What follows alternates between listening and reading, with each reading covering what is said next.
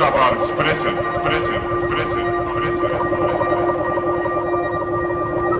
Good evening and welcome to another episode of Kavalspressen, Informative Thinking. I'm Ponce Ferguson. Before we begin today, I would like to remind all of our followers that we've already launched our Spanish broadcast. Just go to Kavalspressen or kpressen.com. Just look for the link on the upper right corner on our website. Oh, and by the way, folks, it's my pleasure to introduce my co-host for the day, KP the Skunk right here, and say hey. But anyways, KP will be with me from time to time, and as you can see, he's resting in the co-chair, or the tripod, I should say. But he will be with me from here from time to time. Okay, and let me begin with this. Poor teachers save the kids.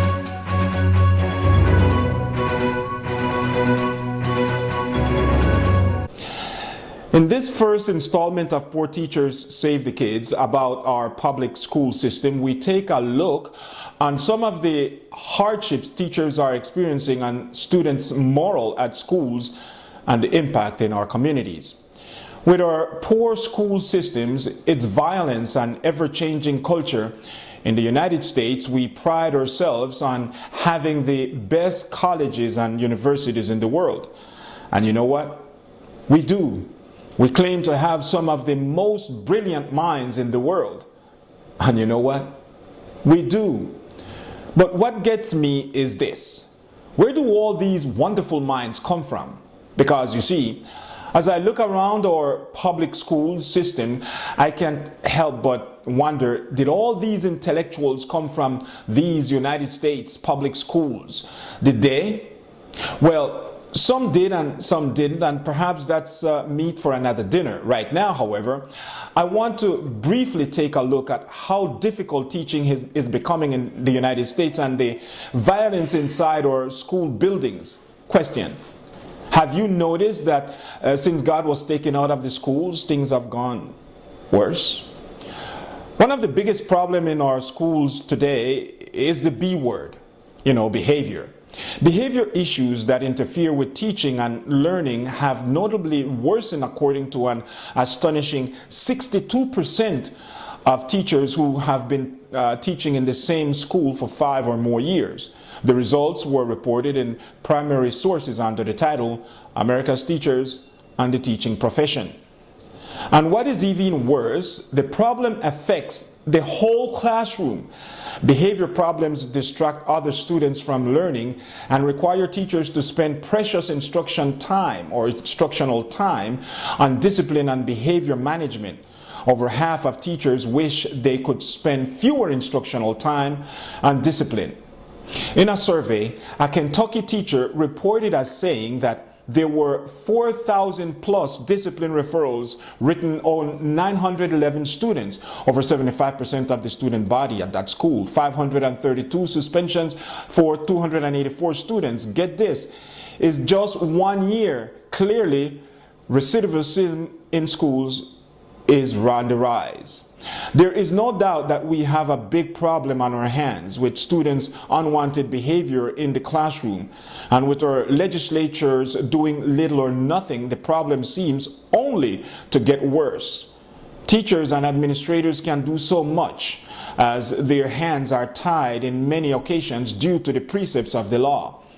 But the problem is even greater when parents fail to do their part in their children's education. Yes, many parents feel that teachers are the ones who are responsible for their children's education only. And you know what? The sad truth is both our society and our politicians think the same way too. Who are the first ones society always blame when students don't pass the standard of learning tests? Teachers, of course. Who do we blame when students display unruly behavior in the classroom, disrupting everybody? Teachers. Who is the first one to get the pink slip if the school underperforms and doesn't meet state and federal guidelines? Yes, you guessed it. teachers. Teachers are blamed for everything wrong. Forget about the parents who never come to parent-teachers conference or never call for an update on their own children's academic progress. Forget about school leaders who show up once in a blue moon with the media behind them just to see what teachers are doing wrong, but would never take a few minutes to sit down and caringly ask a teacher, "How may I help you? Is there something I can assist you with?" Or simply to chit-chat with a teacher. Never. Teachers are the guinea pigs of education. They are the burden bearers of our suffering school system. They get blamed for anything and everything. In part 2 of Poor Teachers Save the Kids, we will explore how violence has changed our education and what brought about that change.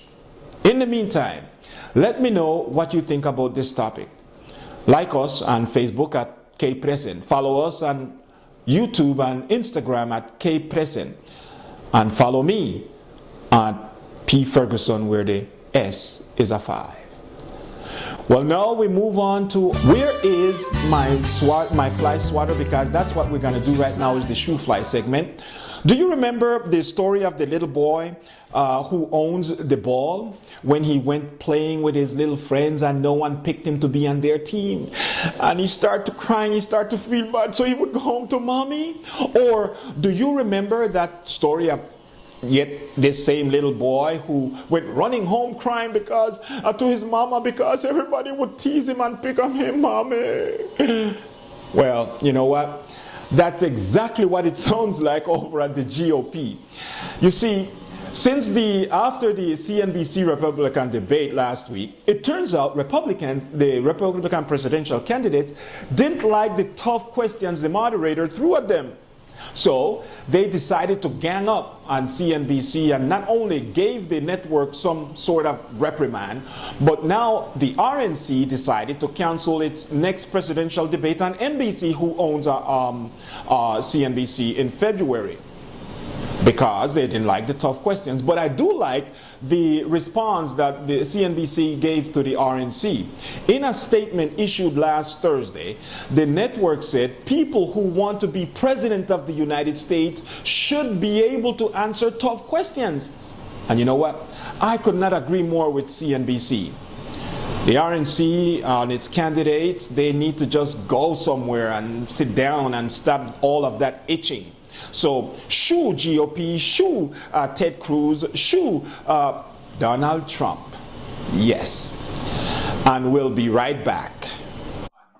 Hey, hello everybody. Ponce Ferguson here from Kavalspressen.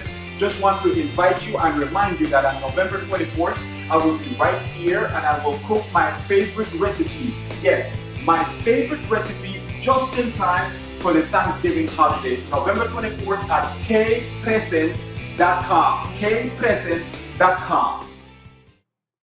All right, friends, we are back, and the city of Petersburg in Virginia celebrated its first Hispanic festival of the year 2 weekends ago. The magnificent color contrast of the festival attracted a great number of people to the event. In fact, it's estimated that more than 500 people came out to see this magnificent and beautiful folkloric dances of Mexico, Panama, the United States, and other Latin American countries. I had the pleasure not only to see the wonderful dances myself, but I also served as the master of ceremonies. Let me say that activities like this makes me feel great. It reminds me of my home country of Costa Rica with its typical dances like the Punto Guanacasteco and the famous bombas. It gave me great joy to see both Hispanic and Americans together in one place celebrating the costumes and traditions of our beloved countries. As a Costa Rican, as Central American, someone with a rich cultural tradition rooted in the Afro-Costa Rican culture, I congratulate the organizers of the event, the Hispanic Liaison Office in Petersburg, led by Ms. Araceli Harris, who is originally herself from Mexico, who night after sleepless night organized this event so that it could be as successful as it was. We hope to have Ms. Harris on our program soon. As it were, the event was inaugurated by Petersburg City Management Manager William Johnson, who gave words of encouragement to both Hispanics and Americans gathered there, adding that this activity should serve so that both Americans and Hispanics can learn from each other, because this is one community, he said, where we share everything. The main feature of the event was the special participation of the Danza Azteca Tlatlatoyol, whose members are direct descendants of the Aztec tribe. The dramatic dance group from Virginia State University also made its mark at the festival. Also present were the folk dance group from Panama, the Ballet Folclórico Adelitas, and traditional dance group Los Viejitos. Beautiful, beautiful event.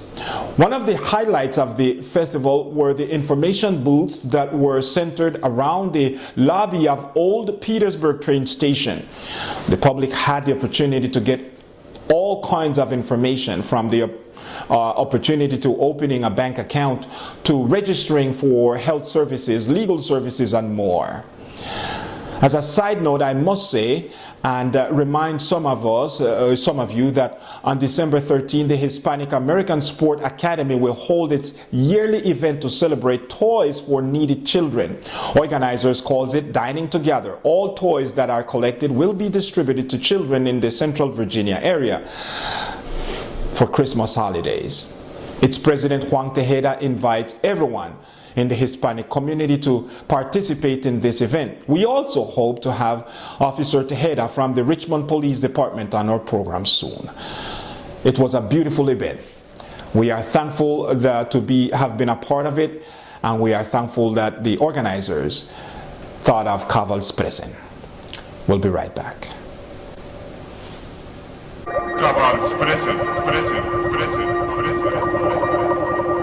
Well, as we continue here, both my KP sidekick and myself, now we are moving into the healthy living segment of our Kavalspressen show this evening. Now, to one of my favorite topics. A recent study in the journal Gut found that over this course of 2 decades, there was an increase of 47% in the number of people who suffered weekly bouts of gastroesophageal reflux disease, GERD, the condition that most often causes heartburn. In that study, researchers led by Evan Ness Jensen of the Norwegian University of Science and Technology compared data from health surveys of 58,000 Norwegians collected between 1995 and 97 to date. It's estimated that 20% of Americans suffer acid reflux at least once a week, according to the National Digestive Disease Information Clearinghouse. And 7% of Americans, or about 22 million, experience daily bouts of heartburn, according to the International Foundation for Functional Gastrointestinal Disorders. The question then is, how can I solve my heartburn problem? Well, I'm glad you asked. Here are a few things that you can do.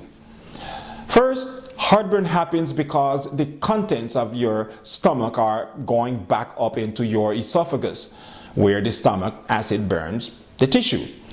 You could be having an episode of heartburn because tight clothing is binding your stomach. So get loose, people. Loosen your belt. Don't wear tight clothes. Number 2, your posture might be contributing to heartburn. So if you are sitting or lying down, try standing up. If you are already standing, try standing up even more straight. Yes, crouching like that can be a problem. Number 3, if you are lying down and can't get up, or if you are caring for someone who is confined to a bed and are experiencing heartburn, by raising the upper body according to the Mayo Clinic, lifting the head isn't enough. So don't add a pillow.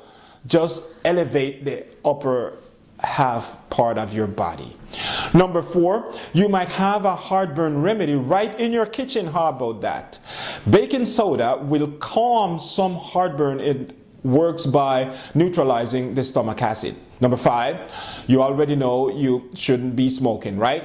Don't smoke then. Yeah, because smoking can propagate, can extend, it can worsen your heartburn. Don't light up, people, not good. Number 6, chewing gum could help neutralize acid too. How about that? Dr. Atif Iqbal, medical director of the Memorial Care Digestive Care Center at Orange Coast Memorial Medical Center in Fountain Valley, California, recommends it. Gum increases saliva, he says. Any acid that has built up in the gut is diluted and washed away as we chew on gum. Well, chew on this. So now that you know, take care of yourself. Chew on that. All right, and now finally this. Remember to join me and KP on our Spanish blog, which premiered on November 10th. Just go to Kavalspressen and click on the upper right link that says Blog Español. Also, help us spread the word. Tell your friends about Kavalspressen. Let them know that there is some dude with some funny accent they should check out at kpressen.com. Tell them that we broadcast our program both in Spanish and in English. For all of us here at Kavalspressen, I'm Ponce Ferguson, and good night and be good, everybody.